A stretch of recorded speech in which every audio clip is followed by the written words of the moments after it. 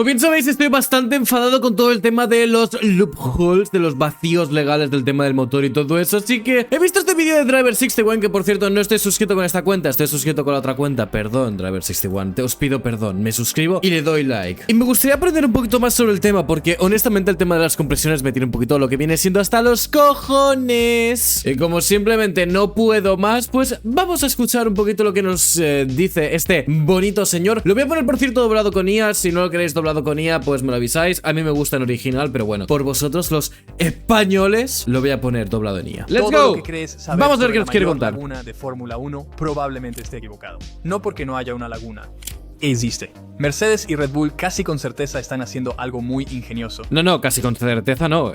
Certeza. No lo ha podido replicar Honda, no lo ha podido replicar Audi, a pesar de saberlo, así que certeza. Los otros equipos se han quejado y la FIA lo está discutiendo. De hecho, recalcar una cosa. Ahora mismo hay noticias de que tanto Honda como Audi se han unido para hacer una demanda judicial, una demanda penal, no judicial, no penal. Penal sería... Bueno, me entendéis. Tío, hago derecho. Dios mío, espabila. Es una demanda judicial en este caso contra la FIA para poder deslegitimar al campeón si llega a ser uno de los equipos Mercedes. O sea, ese es el nivel al cual están dispuestos a llegar Audi y Honda, porque están firmemente seguros de que es absoluta y meridianamente ilegal. Lo cual yo en parte me he mirado a la reglamentación, yo no lo entiendo, no lo comprendo, pero tal y como lo interpreto yo también me parece ilegal. Y aunque lo hiciese Honda apoyando a Aston Martin en este caso, me parecería ilegal igualmente. Pero es mucho más complicado de lo que la gente está diciendo. Y la ingeniería real en juego es impresionante, desde estirar los límites de la ciencia de materiales hasta imprimir en 3 dimensiones pistones con diseños casi increíbles. Escondido en las reglas de 2026 había una inclusión pequeña pero significativa, una reducción en la relación de compresión máxima permitida de 18:1 a 16:1. 16:1 sigue siendo un número impresionante. Tu superdeportivo promedio, digamos un Ferrari 296 GTB, funciona a aproximadamente 9.5:1, pero para los equipos de Fórmula 1 es menos que antes, y eso significa menos rendimiento del motor. Ahora, estamos hablando de la relación de compresión geométrica aquí. Esa distinción importa. Entonces, ¿qué es? Imagina un solo cilindro como una jeringa, y cuando el pistón está completamente abajo al final de su carrera, el cilindro mantiene su volumen máximo. Y cuando el pistón sube completamente hasta arriba, todavía queda un pequeño espacio por encima de él. Pues básicamente lo que hacen tanto Honda como Red Bull Power Teams en este caso es rellenar un poquito más ese espacio. Es decir, en vez de que sea este espacio, ¿vale? Imaginaos esto es vuestra tula promedio, ¿no? Pues imaginad que este espacio, en vez de rellenarlo así, lo rellenas así. Comprimes más el aire, tienes más potencia. Ese es el volumen mínimo. La relación de compresión geométrica es simplemente una proporción entre estos dos. En la parte inferior, tanto espacio. En la parte superior, este espacio. La diferencia entre los dos es el volumen desplazado. Entonces, una relación de compresión de 16:1 literalmente significa que la mezcla de aire-combustible se comprime de un volumen de 16 a un volumen de 1. Y la palabra clave es geométrica, porque este número está determinado por las dimensiones físicas del motor. Está integrado en el hardware. Y recuerda esto porque es muy importante para toda la idea de la laguna. La diferencia en esto, lo que está comentando básicamente, es que está hecho en el propio pistón. Es decir, esto no es una actualización de software que lo puedes cambiar. Tienes que cambiar todas las piezas del motor que están relacionadas con el pistón. Imagino que tema de materiales, etcétera, lo cual añadiría peso, probablemente, no muchísimo, pero añadiría peso, añadiría posibles problemas de fiabilidad, etcétera, porque al final todo ha sido pensado sobre la regla de compresión 16:1 y que luego se vuelva 18:1 o lo más cercano a 18:1, que a lo mejor no es 18:1. Así que eso significa que en Mercedes, Red Bull Power Teams parece que no tanto, pero Mercedes está muy jodida, y eso es muy divertido, porque han sido precisamente los que fastidiaron la reglamentación de 2014 hasta 2021. Y os lo digo así de claro, fueron los que lo fastidiaron. Estos tíos sabían la reglamentación desde mucho antes, desde mucho antes. Recordemos eso, que estos tíos ya han hecho muchas lagunas. Entonces, ¿por qué importa esto? Bueno, cuanto mayor es la relación, más comprimes esa mezcla de aire-combustible, y cuanto mayor es la explosión al final, lo que significa mayor eficiencia y más potencia. Pero hay un límite. Si aumentas demasiado la compresión, la mezcla puede calentarse tanto durante la compresión que comienza a quemarse cuando no lo deseas. Eso se llama detonación. Y la detonación es básicamente el motor diciéndote que has cruzado la línea. Esta fue una de las razones por las que la FIA redujo el límite para 2026, para que los equipos dejaran de gastar fortunas intentando que los motores sobrevivieran a una mayor compresión. Entonces, la relación de compresión es simple. Sin embargo, esto es Fórmula 1 y nada es tan simple. La relación de compresión geométrica está fija y se mide con el motor apagado y a temperatura ambiente. Recalcad estas palabras: apagado y a temperatura ambiente. Es de 20 grados Celsius. Pero ¿qué pasa si el motor está funcionando a 10.000 revoluciones por minuto y a plena temperatura? Bueno, 10.000 revoluciones y al parecer, si no recuerdo mal, el límite para estos motores a 15.000 revoluciones y nunca llegaban a más de 3.500 revoluciones. Y al parecer estos motores llegan un poquito más altos. No lo puedo asegurar, ¿vale? Pero por lo que se ha dicho y se ha escuchado, llegan un pelín más altos de revoluciones, lo cual está bien. Aquí siempre tienes que recordar que ninguna parte, independientemente de su material, es totalmente rígida y estable en temperatura. Para aquí nos centramos en, pues eso, ciencia de materiales, ¿vale? Estamos hablando de temas que son extremadamente concretos. Es como, por ejemplo, algo muy gracioso que me pasa, por ejemplo, con el móvil, que es que literalmente mi móvil, tengo un sitio en la cama, en este caso, donde lo dejo exactamente, y si es invierno cabe, si es verano cabe, o es al revés, no lo recuerdo ahora mismo, pero bueno, básicamente por la pequeña dilatación de materiales del sitio donde lo dejo. Es extremadamente curioso, y bueno, y el iPhone imagino que también pues se dilatará un poquito. Es muy curioso, pues esto mismo pasa con el tema de los motores y el tema de los pistones. O sea, es lo que muy nos lleva a la idea de la expansión térmica. Esto Ahí se está. promociona como un momento eureka Por el calor. súper ingenioso, pero no lo es en absoluto. Pero antes de entrar en eso, necesito No, hablarte no, sobre no, el patrocinador. no. Todo material se expande cuando se calienta, y esto no es un fenómeno nuevo con los motores de 2026. El acero utilizado para fabricar los pistones ya no son de aluminio, está compuesto por una estructura cristalina. Átomos de hierro, más algo de carbono y elementos de aleación, se disponen en una estructura regular. A temperatura ambiente ya se mueven ligeramente en sus posiciones, pero Sí. cuando les añades calor, les añades energía, por lo que esas vibraciones aumentan y el espacio entre los átomos se incrementa. Al final tenemos que pensar que el calor en este caso no es calor como tal, nosotros simplemente nos referimos a eso por el tema de la temperatura, pero tenemos que referirnos a ello como energía. Tú cuando le das energía a algo, como por ejemplo, tú si a un, iba a decir ninot, que es en catalán, si a un muñeco que se mueve, tú le das más electricidad, más electrones, más energía en este caso, en vez de hacerlo a esta velocidad, que es el voltaje propio que debería tener, por ejemplo 1.5, me lo estoy inventando, los números completamente, no sé a qué voltaje van o lo que sea, pues en vez de hacer así, ahora sí, no sé si lo habéis visto alguna vez en TikTok, la verdad que son bastante famosos esos vídeos. Pues aquí es más de lo mismo. Si en vez de la compresión tiene que ser 16:1 todo el rato, pues tendrás que calcularlo también con el motor en temperatura. Pero si no, si lo estás calculando en este caso con el motor a temperatura ambiente, se dilatarán esos materiales, si son unos materiales específicos, y provocará un poquito más, que se alargue un pelín más. No sé si me entendéis, pero esto es el resumen de lo que os puedo Haciendo decir que la pieza antes de que lo explique. crezca.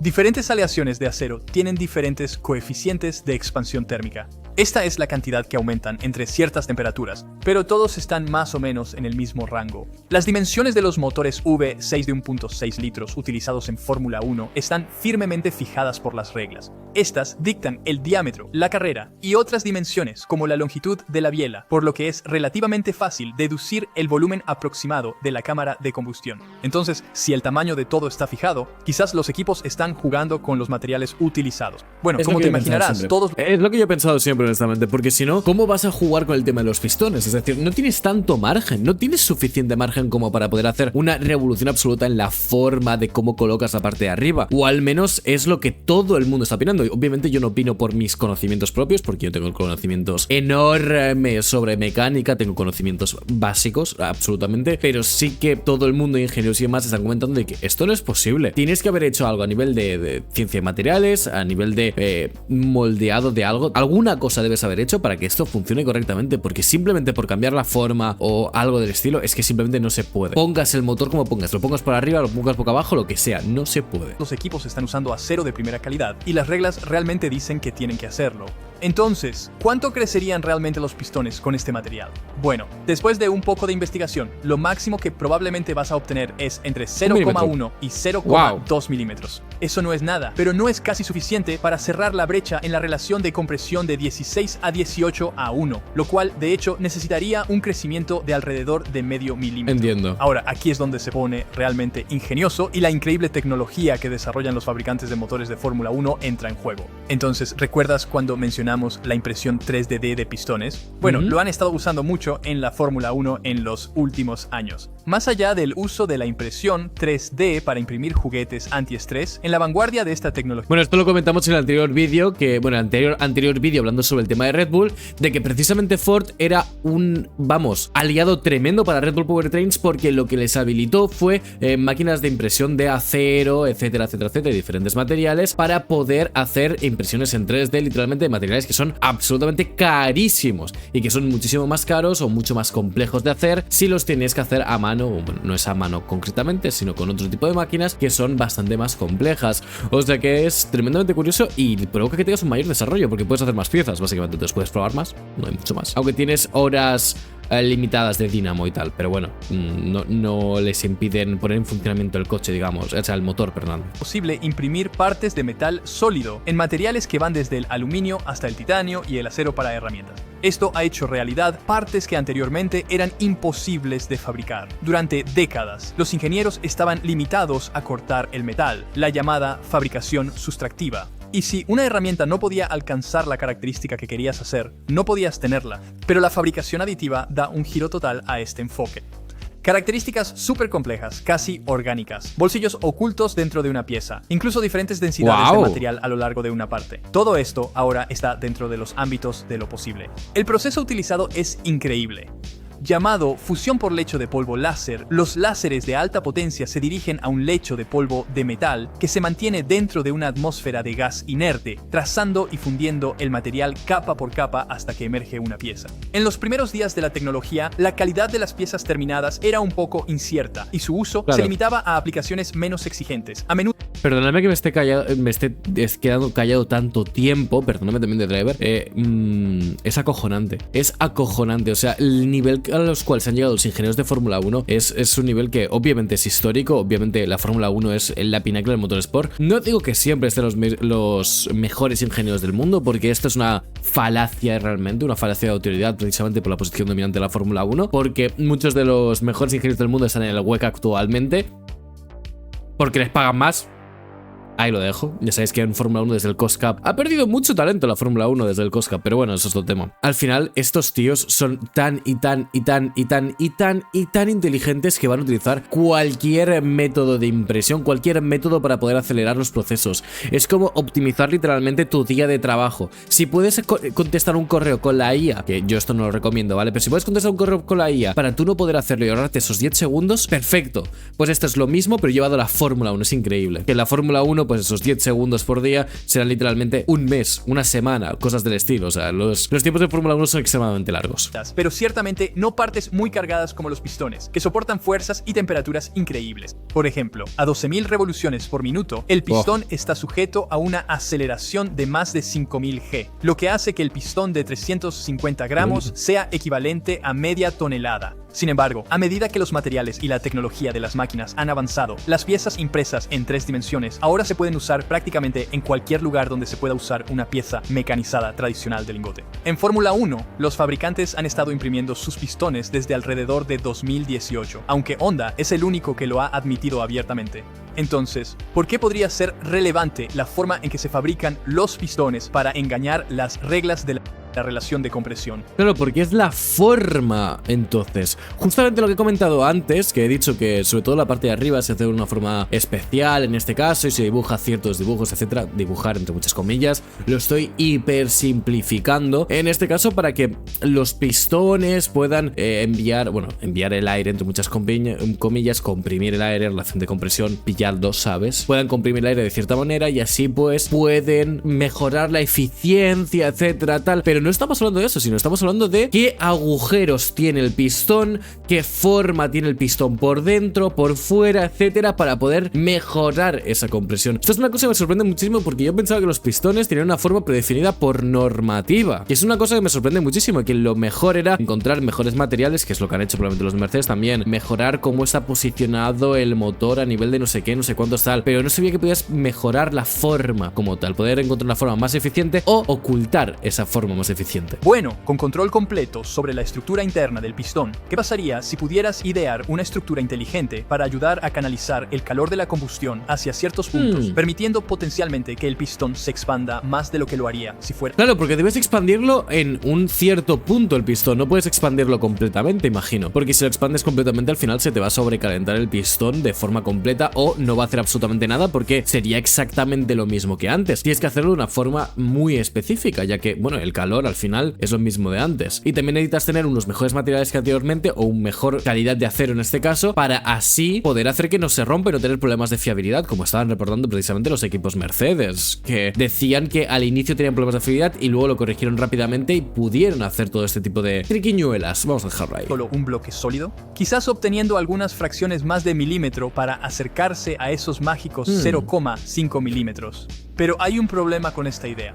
Todas las otras piezas metálicas del motor también se expanden cuando se calientan. Justamente. Incluso peor, el bloque del cilindro y las cabezas están hechos de aluminio, que se expande a una mayor tasa que el acero. Sí, el pistón se expandirá un poco, pero también lo hará todo lo demás a su alrededor, lo que significa que todo lo que sucede es que la relación de compresión en frío permanece igual o incluso puede bajar un poco. Por lo tanto, necesitarías detener el crecimiento de las otras partes, o al menos cancelar el crecimiento.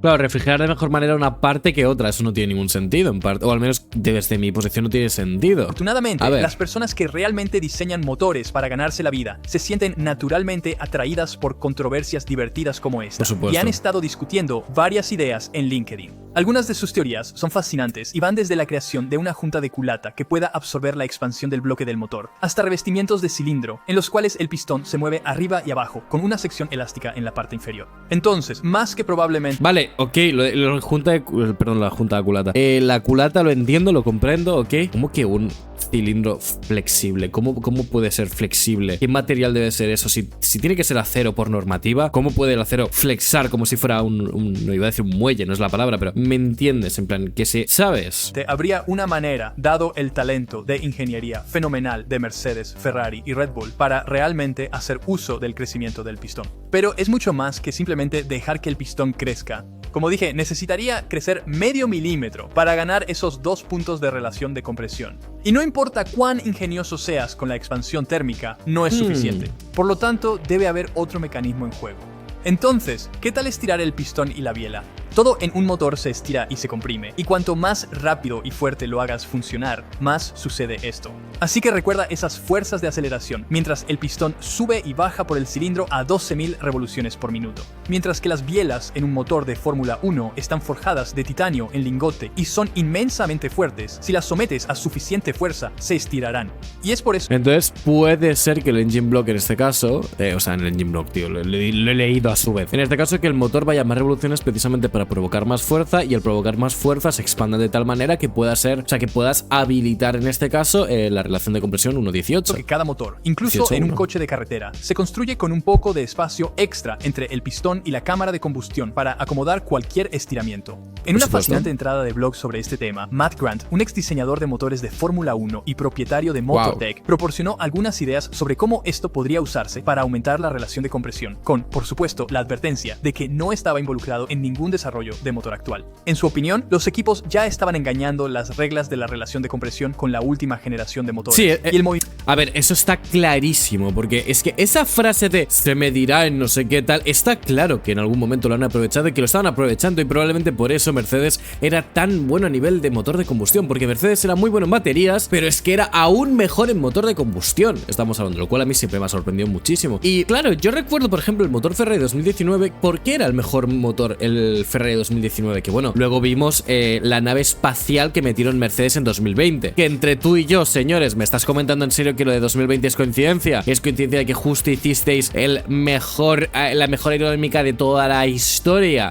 Sí, obviamente también en parte, pero el motor tenía algo que ver, ¿no? Digo yo, a lo mejor pusisteis toda la chicha en el asador porque visteis que Ferrari, cuidado que estos tíos con la mejor aerodinámica, a lo mejor nos ganan. Entonces seguro que estaban haciendo algo del estilo, pero lo que me sorprende total y completamente es que no lo hayamos hablado hasta ahora. Y ahora porque los propios equipos han hablado, que si no, no nos enteramos de que están haciendo trampas. Imaginaos la de trampas o la de vacíos alegales que habrá dentro del reglamento, los cuales no nos estamos dando cuenta, tanto a nivel aerodinámico como a nivel de refrigeración, como a nivel interno en general del motor, como a nivel interno del propio coche, etcétera, etcétera, etcétera. Es que me parece acojonante. Es que esto ya parece hasta politiqueo, que bueno, la Fórmula 1 siempre ha sido politiqueo, pero me entiendes. El movimiento de la FIA para bajar esta cifra se hizo con el entendimiento de que ya estaban por encima de 18-1. Y en su experiencia con motores de F1, el alargamiento de las bielas de alrededor de 0,2 milímetros era relativamente normal. Y de hecho, en los días de motores naturalmente aspirados, el objetivo era minimizar este alargamiento. Sugiere que los equipos podrían diseñar las bielas para maximizar el alargamiento sin comprometer su rigidez estructural, y así acercarse a esos mágicos 0,5 milímetros. Y de repente, la idea de pasar de 16-1 a 18-1 suena menos a conspiración y más a posibilidad. Y también tienes que recordar, si estas son las ideas que algunos ingenieros pueden idear mientras reflexionan tranquilamente, ¿quién sabe qué pueden hacer los fabricantes? Alguien que se Solo dedica hay a que ello. mirar la operación del motor de Mercedes F1 en Brixworth, que tiene a 1000 personas dedicadas a resolver desafíos como este. Y Ferrari, Red Bull... Mira, estaba hablando de que Red Bull más o menos tiene alrededor de 700-800 empleados, más o menos. Pues mira, Mercedes tiene 1000, así que por ahí estarán todos. Audi imagino que menos, lógicamente, porque acaba de empezar y tiene que seguir reclutando a gente experimentada, fichar gente de otros proyectos de motores, etcétera, pero muy bien, y joder. Honda no son diferentes. Y hay muchas supuesto. otras posibilidades también. Pero fijaos que ha dicho Red Bull y Honda, no ha dicho Audi. Es muy sorprendente como Audi lo estamos dejando como que, bueno, los nuevos, no sé qué. No sé si serán buen coche en general, no sé si Bortoleto tendrá que correr de ahí, porque Hülkenberg al final le quedan poquitos años de carrera, pero el motor Audi no es tan malo como parece, me da la sensación. Es una sensación absolutamente personal, y a pesar de que va a tener varios fallos de fiabilidad durante el primer año, creo que en un par de años va a ser muy interesante. Al final estamos hablando de una marca que siempre ha ganado donde ha ido. Siempre, siempre, siempre, siempre. Así que da un poco de pánico, la verdad. Van más allá de jugar con el pistón y la biela. Mientras pensaba en los ámbitos de lo que es factible, una idea que me vino a la mente fueron las formas inteligentes de aumentar la relación de compresión dinámica. Entonces, si la relación de compresión geométrica es simple, la compresión dinámica es menos sencilla, al menos para calcular. Pero el concepto es lo suficientemente simple. Esta es la relación de compresión real que ve el motor. Una vez que se tiene en cuenta el hecho de que necesitas que las válvulas se abran y cierren para que entre el aire y salga el escape. Si las válvulas pudieran abrirse y cerrarse instantáneamente, tendrías tu relación de compresión geométrica exacta. Pero en realidad esto lleva algo de tiempo y hay fugas. Al jugar con estas fugas puedes reducir lo que se conoce como pérdidas de bombeo en un motor, la energía consumida solo al bombear aire y comprimirlo. Genial si estás intentando mejorar la eficiencia a medio acelerador, lo cual es muy importante en la Fórmula 1 moderna, donde tienes límites estrictos de flujo de combustible. Sí, un poco lo que intentó Ferrari, que bueno, Ferrari lo hizo de otra manera, que se decía que Ferrari básicamente engañaba el sensor de la FIA, lo cual es un poco XD, metiendo un sensor que es mejor que el de la FIA. O sea, es que tío, los de la puto Ferrari, Dios mío. Pero vamos, me parece... Esto se refiere a menudo como combustión en ciclo Miller. Cierras la válvula de admisión más tarde en la carrera del pistón hacia arriba en el cilindro. Pero esto viene a expensas de la potencia. Entonces, en los coches de carretera tienes sincronización variable de válvulas para que cuando quieras, potencia, no eficiencia, puedas cambiar el tiempo de las válvulas para cerrar la admisión antes mientras aumentas la presión de impulso. Los motores Miller siempre son turboalimentados, de lo contrario serían débiles. El problema en la F1 es que la sincronización variable de válvulas está prohibida. Pero ¿qué pasaría? Claro, es lo que estaba pensando. ¿Qué pasaría si tuviésemos sincronización variable de válvulas? Hombre, sería un boost obviamente a la potencia enorme, también a costa de cierta fiabilidad, eso es cierto, pero y a costa de cierta eficiencia a nivel de motor, pero son cosas compensables, probablemente son cosas compensables en el corto medio plazo, sobre todo tiene un desarrollo de unos 5 años que han tenido. Es muy raro, es muy raro. Y si pudieras de alguna manera replicar su efecto sin romper las reglas. Pero ¿cómo lo haces? Esto sí que me vuela completamente la cabeza porque estamos pensando ya completamente fuera de la caja, fuera de la normativa de la FIA. Estamos hablando de que ya son, te voy a decir perspectivas legales, pero es que eso estamos rozando. Entonces me pregunté, ¿podría incorporarse algún tipo de cumplimiento controlado en el tren de válvulas? En un motor de F1, las válvulas son abiertas y cerradas por los árboles de levas, que son accionados por engranajes directamente desde el cigüeñal. El sistema inevitablemente tendrá algún tipo de amortiguador incorporado para evitar que las vibraciones malas rompan cosas. Y tal vez estos amortiguadores podrían ser diseñados para permitir que el tiempo de las válvulas cambie a ciertas RPM. Pero esto sería algo de lo que te podrías quejar en este caso, porque estás desarrollando una sincronización variable de válvulas, me habéis entendido, pero de forma ilegal en este caso completamente, porque tú no puedes hacer porque estarías rompiendo el espíritu de la norma técnicamente, porque si no está, es por algo, y ese es por algo es el espíritu de la norma. Ahora, Probablemente no, y sería muy complicado hacer que funcione de manera confiable. Pero es una idea divertida, y puedes estar seguro de que las legiones de ingenieros trabajando en estos motores habrán ideado decenas, si no cientos, de otros conceptos disparatados. Y algunos de ellos habrán sido desarrollados en soluciones funcionales. Entonces, ¿han encontrado Mercedes y Red Bull algún truco inteligente para aumentar la relación de compresión en 2026? Casi con certeza. Pero también es seguro que es mucho más complejo que simplemente dejar que el pistón se expanda, y se basa en el efecto acumulativo de muchas ideas más pequeñas pero igualmente inteligentes. Y para los fabricantes que se quejan y reclaman falta, bueno, simplemente están enfadados porque se perdieron un truco, y en las grandes tradiciones de la Fórmula 1 están llorando al árbitro para intentar evitar quedar en evidencia. Gracias. Pero ¿cuántas veces estamos hablando de que la FIA ha quitado precisamente este tipo de loopholes, este tipo de trucos como él está comentando ahora mismo? Es que estamos hablando del mass damper, estamos hablando de lo de Ferrari 2019, que no lo quitaron media temporada porque si no habría sido una temporada de dominio de Mercedes completamente. Si no lo habrían hecho muy probablemente. Estamos hablando del alerón, en este caso de McLaren, contra el espíritu de la norma. Estamos hablando de un montonazo de ideas que se han desperdiciado completamente por culpa de la FIA. Y sí, digo por culpa, porque hay muchas ideas que deberían estar en Fórmula 1 y que no están por culpa de ellos. Porque una cosa es el espíritu de la norma, pero el alerón, por ejemplo, el alerón trasero de McLaren, lo podrían haber replicado absolutamente todos, tener alerones flexibles, tener todo flexible, y habría sido una eficiencia absolutamente brutal a nivel aerodinámico. Y además os digo más, es cierto que habría perjudicado un pelín más, un cierto porcentaje a los adelantamientos, pero ahora estaremos viendo coches que son absolutamente brutales, muy bonitos, probablemente bastante más bonitos que los 2025, a pesar de que eran muy bonitos, porque sean más complejos. Y sobre todo, si quieres meter mano FIA, mete mano en algo que sea absolutamente interesante, mete mano en loopholes de este tipo, pero mete mano en todos en este caso. Capa todos los que pilles, no los que a ti te salen a los cojones. O mejor dicho, los que se quejen los rivales. Que se nota que la FIA no está invirtiendo en buenos ingenieros, sino que está invirtiendo en lo que le sale de la punta. Gracias a todos, señores. Aquí acaba el vídeo, obviamente. Diver61, muchas gracias por el vídeo. Una vez más, la verdad que contenido brutal de este tío. Creo que es el primero que vemos en este canal, pero yo personalmente sí que miro muchísimo sus vídeos, honestamente, y pues es que me encanta. Dejad tu like, suscribiros y nos vemos en el próximo vídeo. Chao, chao.